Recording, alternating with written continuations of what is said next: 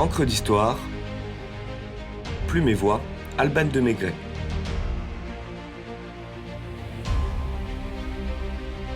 Numéro spécial, Podcaston 2024.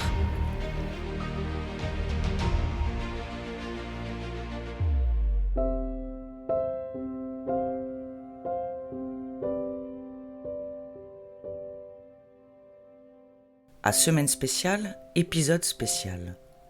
Cette semaine, en effet, se déroule la 2e édition du Podcaston.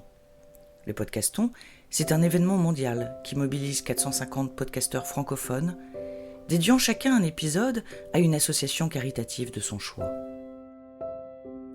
Encre d'Histoire a récemment rejoint le label Tout Savoir, qui a décidé de se mobiliser autour d'une cause qui me tient particulièrement à cœur, le harcèlement scolaire. Je vais vous en expliquer la raison sous forme d'anthologie et de témoignages, avant de vous laisser découvrir l'union des voix du collectif. Je dédie cet épisode très spécial à ma fille.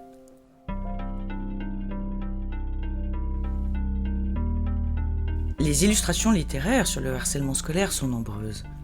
Du Petit Chose d'Alphonse Daudet en 1868, à Poil de carotte de Jules Romain en 1894, en passant par L'élève Gilles d'André Lafont, publié en 1912, et du Grand Maulne d'Alain Fournier l'année suivante, sans oublier Le Petit Nicolas de Sorpé et Goscinny dans les années 50-60.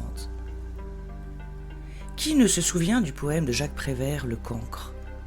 L'élève, mélangeant dates et chiffres, accords et règles, qui, je cite, « sous les huées des enfants prodiges », allait probablement devoir arborer le fameux bonnet d'âne et devenir le sujet de toutes les railleries des élèves et professeurs. Le bonnet d'âne pour les garçons ou la langue de bœuf pour les filles trop bavardes, des barbaries qui semblent antédiluviennes alors qu'elles n'ont été abolies qu'assez récemment. Bruce Lovery, dans son roman La cicatrice de 1960, nous livre un témoignage poignant de son jeune protagoniste, cruellement affublé d'un bec de lièvre. Je cite : « Maman me l'avait pourtant bien dit. Jeff, tu peux nous confier les problèmes que tu rencontres à l'école. Nous t'écouterons, ton père et moi. Nous sommes là pour ça. » Malgré tout, je n'ai rien dit. Chaque fois que mon cas s'est aggravé, j'ai continué de garder le silence. Flaubert n'est pas en reste pour illustrer cette souffrance avec son roman de jeunesse Mémoire d'un fou. Je cite : « Je me vois encore assis sur les bancs de la classe, absorbé dans mes rêves d'avenir, pensant à ce que l'imagination d'un enfant peut rêver de plus sublime, tandis que le pédagogue se moquait de mes vers latins, que mes camarades me regardaient en ricanant. » Robert Musil, dans Les désarrois de l'élève Torlès, décrit de façon crue le sadisme et la violence dont sont capables les élèves entre eux. Je cite : « Quelqu'un, tout à coup, frappe Bassigny. Un autre, sur lequel celui-ci tombe, le repousse brutalement, mi-rieur, mi-indigné. Un troisième le relance, et soudain, Bassigny, nu, la bouche tordue par l'angoisse, vole d'un bout à l'autre de la salle, comme une balle, parmi les rires, les cris de joie, les bourrades des élèves. Cela nous laisse sans voix. Trop bon élève, trop mauvais élève, trop gros, trop roux, trop faible, trop timide, trop riche, trop pauvre, trop rêveur, trop pas à la mode, trop lunetteux, ou simplement trop normal, attisant jalousie ou vengeance. Quand la tête de classe devient la tête de Turc, quand un enfant, un adolescent, devient le bouc émissaire, quand les élèves sont surnommés intello, bolos, bouffon, autiste, faillot. Rien ne justifie qu'un enfant ou adolescent puisse être victime de harcèlement. Et raillerie, violence verbale ou physique, humiliation, moquerie, raquette, pression, intimidation, manipulation, chantage, menace, stigmatisation. Ces agressions ravageuses sont le quotidien de milliers d'élèves. Silence, solitude, enfermement, souffrance, peur au ventre, angoisse, cauchemar, perte de confiance, envie de suicide, acte fatal irréversible. Ces émotions insoutenables sont le quotidien de milliers d'élèves. En tant que mère, j'ai eu à affronter ces troubles chez l'un de mes enfants. Ma fille, 12 ans, bonne élève sans être tête de classe, joyeuse, jolie, pleine d'enthousiasme, de vivacité et d'esprit, entre en 3e. La lueur de ses yeux bleu-vert et son sourire ravageur ne laissaient personne indifférent. Ni ses nombreux amis, ni ses professeurs. Ni parmi les plus riches, ni parmi les plus pauvres. Elle n'était ni populaire, ni bolosse, juste sur la ligne, selon le jargon. Elle allait et rentrait chaque jour du collège avec M, sa complice et confidente depuis la 6e. La vie était belle et joyeuse. Durant l'année, ma fille a été de moins en moins motivée pour aller en cours. Sa joie de vivre, son entrain, avait laissé place à la morosité. Désormais, elle allait et rentrait seule du collège. Ses résultats scolaires avaient baissé. Ses amis venaient moins ou plus. Côté parents, on met ça sur le compte d'une querelle d'adolescente, de l'âge ingrat, de l'âge bête. Une normalité, un mauvais moment à passer, un passage obligé. La seconde est arrivée et aller au lycée demeurait une épreuve. De longues et interminables conversations avec une jeune fille honteuse, minée, ravagée, ma fille, ont abouti à des révélations. Nous sommes parvenus à briser le mutisme de la honte.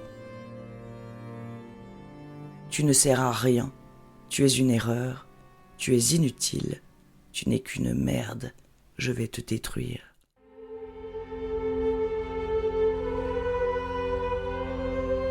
Voici les propos que ma fille recevait quotidiennement par SMS d'une nouvelle fraîchement arrivée dans le petit groupe, N. N a entraîné la petite bande dans le groupe des populaires, M étant ravie de cette soi-disant promotion de statut. Ma fille n'était pas intéressée, trouvant superficielles les relations. Elle est devenue gênante aux yeux de N et de M. Une rivale potentielle, une concurrente embarrassante probablement. Comment se débarrasser de ce danger, de ce boulet à grands frais de manipulation et de cyberharcèlement pour l'isoler de ses amis proches? Ma fille a été forte, courageuse. Elle a accepté notre intervention auprès du corps professoral et nous avons rencontré avec elle son bourreau et les parents de son bourreau. Tous les élèves n'ont pas eu la chance de pouvoir s'exprimer, d'être soutenus. Une pensée toute particulière pour Thomas, Lucas, Nicolas et tous les autres.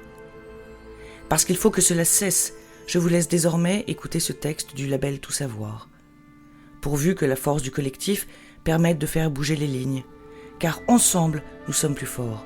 Ensemble, nous sommes plus écoutés. Ensemble, nous pouvons agir. Dans les couloirs de nos écoles, dans les salles de classe et jusqu'à la maison, un ennemi silencieux rôde, discret mais dévastateur. Ce fléau, c'est le harcèlement scolaire. Il peut prendre diverses formes. Moqueries, insultes, exclusions, agressions physiques ou cyberharcèlement. Ces actes ne font pas qu'effacer des sourires, non.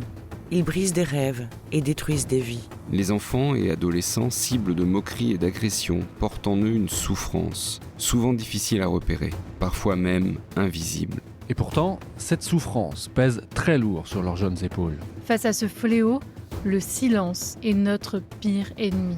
Trop souvent, les victimes se taisent, par honte, par peur des représailles. Les témoins, de leur côté, ferment les yeux, par crainte de devenir la prochaine cible. Et pendant ce temps, le harcèlement continue et se répand jour après jour. Il est temps de briser ce silence.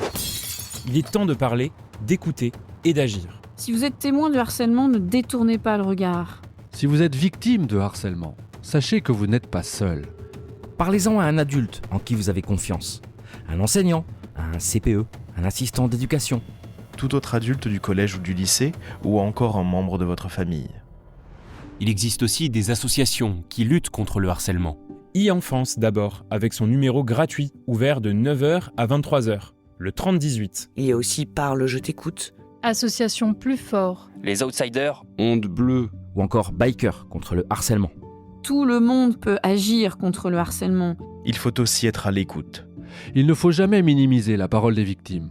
Laissez l'enfant ou l'adolescent s'exprimer sur ce qu'il traverse sans l'interrompre, puis ensuite le rassurer et agir. Les professionnels de l'association e-Enfance peuvent vous aider concrètement. Par exemple, en supprimant d'Internet une vidéo de harcèlement, en quelques heures seulement.